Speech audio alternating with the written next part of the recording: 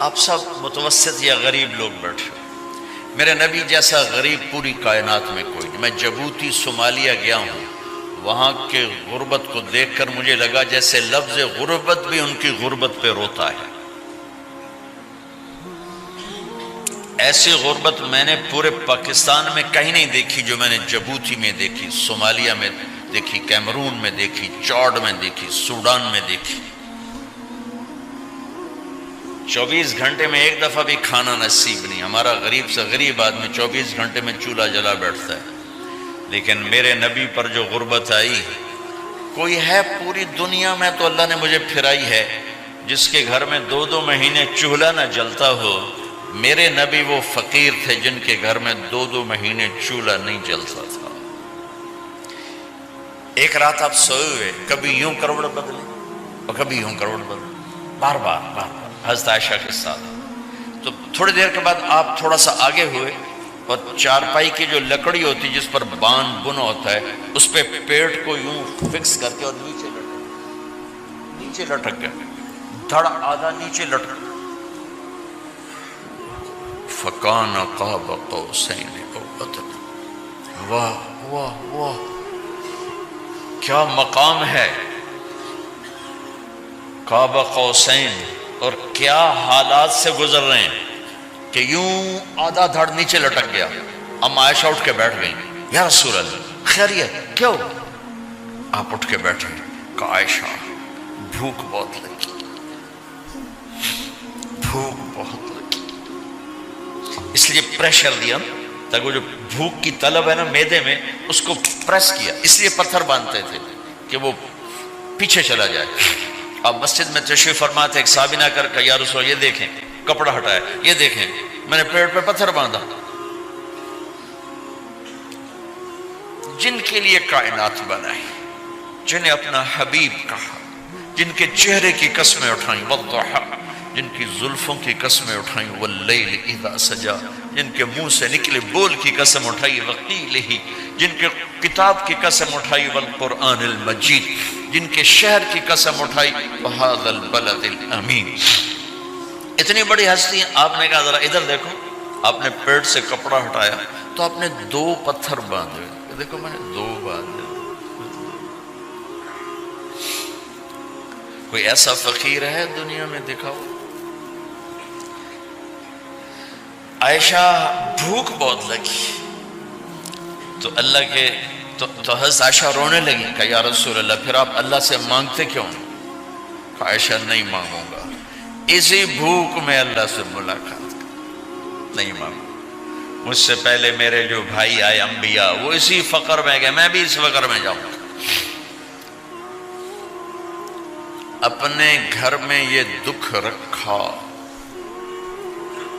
اپنی اولاد کے ذبح ہونے کو قبول کیا تاکہ آئندہ آنے والی امت کا غریب طبقہ گلہ نہ کرے، شکوہ نہ کرے، حرام راستوں پہ نہ جائے، غلط راستوں پہ نہ جائے، اور مالدار فخر نہ کرے میں کوئی بڑا آدمی بن گیا ہوں، میری اتنی بڑی فیکٹری بن گئی ہے، میری اتنی بڑی کمائی ہو گئی ہے۔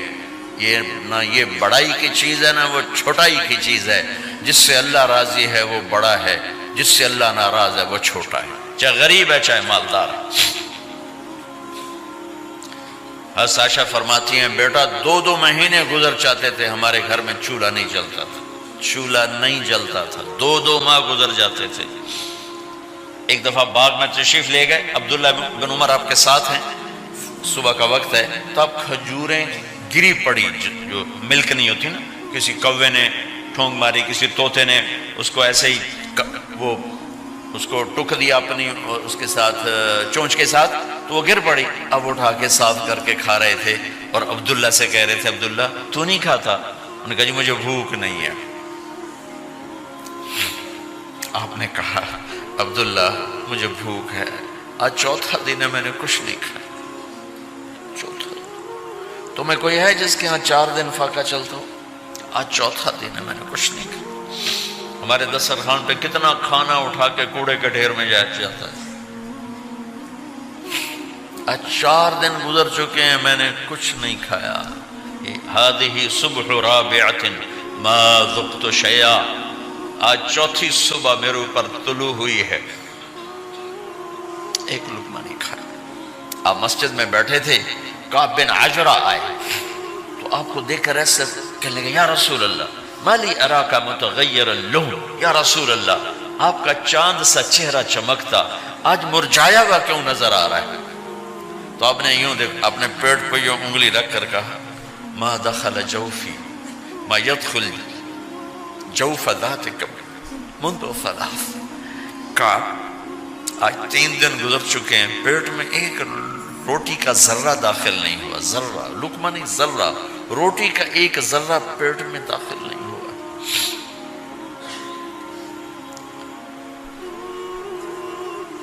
اور اتنی بڑی رسالت، اتنی بڑی نبوت،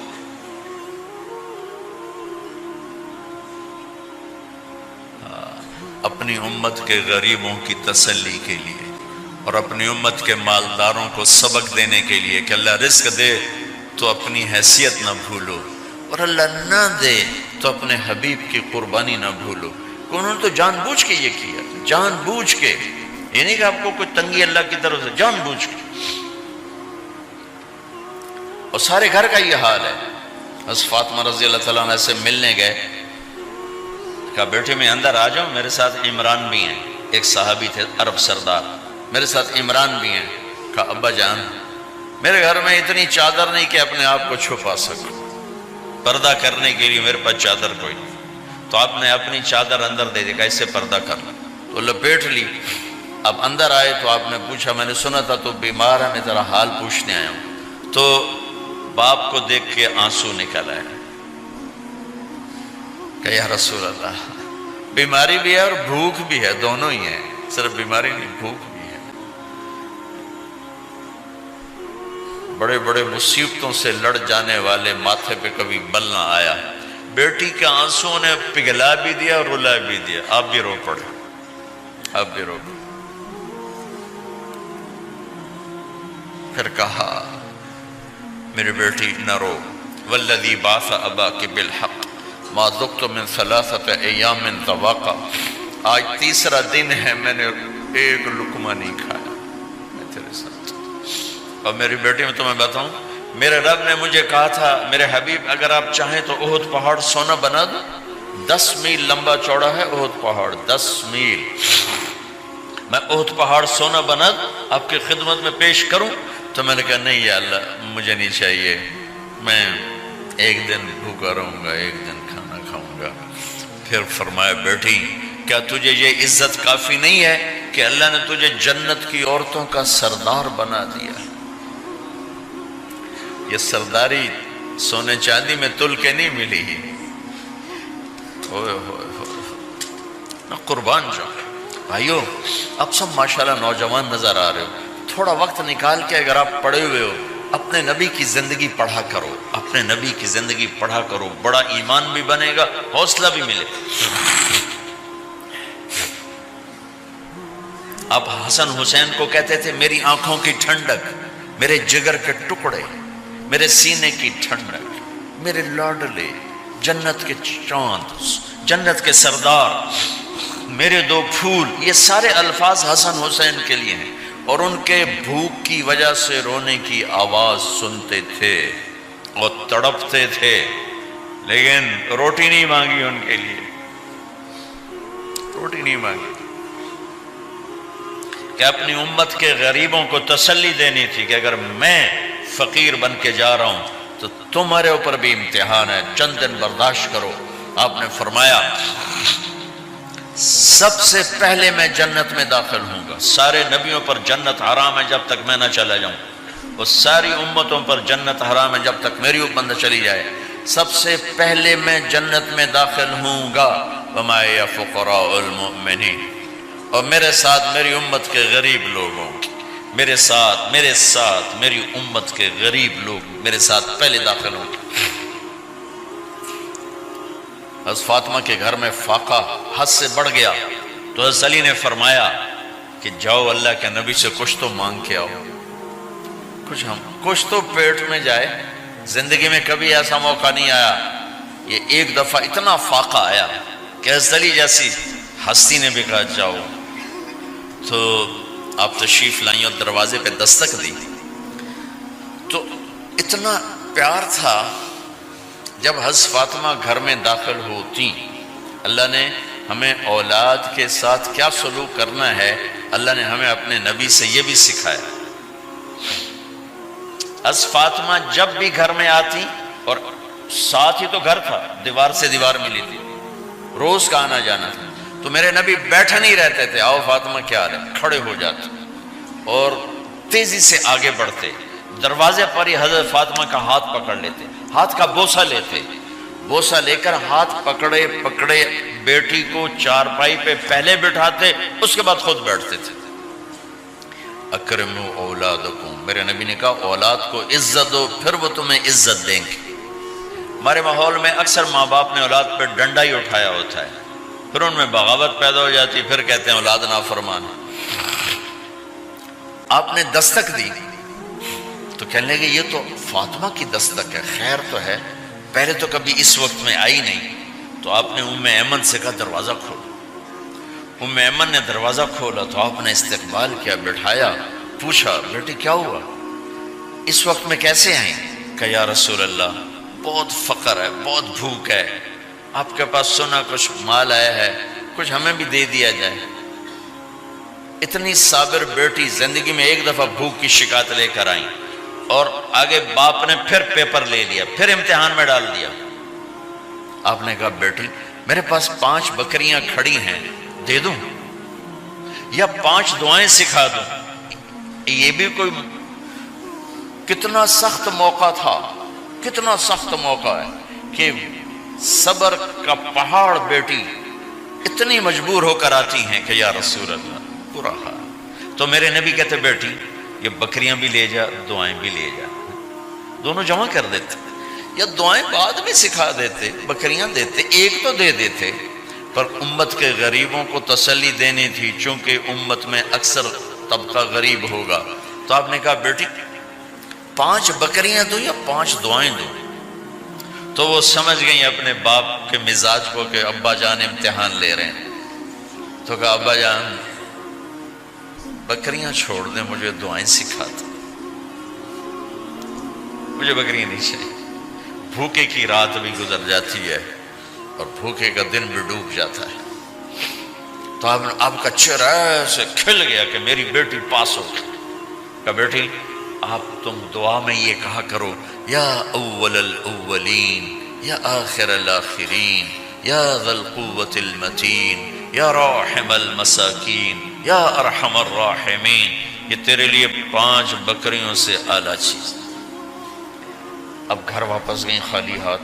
حضرت علی نے فرمایا تو کچھ بھی نہیں لائی؟ کہا نہیں لائی ہوں، بہت کچھ لائی ہوں. کہا کیا؟ کہا میں دنیا لینے گئی تھی، آخرت لے کے آ گئی. ذهبت للدنیا وجئت بالآخرہ. تو حضرت علی نے فرمایا تیرا آج کا دن سب سے اعلیٰ دن ہے، خیر ایام کی حال. داماد کا امتحان لے لیا، حضرت علی کو بلا لیا. علی 5000 بکریاں دوں کہ 5 دعائیں دوں؟ اس وہاں تو 5 بکریاں، اب 5000 کر دیں. علی 5000 بکریاں لیتے ہو یا 5 دعائیں لیتے ہو؟ تو بھی سمجھ گئے کہ آج میرا محبوب مجھ سے امتحان لے رہا ہے کہ علی کتنا کو مضبوط ہے اپنے ایمان میں. اور فاقے میں نے بتا دیے کیا گزر رہے ہیں. آدمی اپنی بھوک سہ لیتا ہے، اولاد کا رونا برداشت نہیں ہوتا ہے.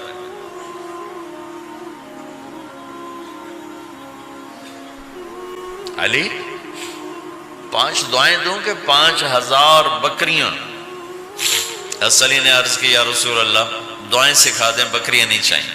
میرا نبی کا چہرہ کھل گیا کہ میرا داماد بھی پاس ہو گیا.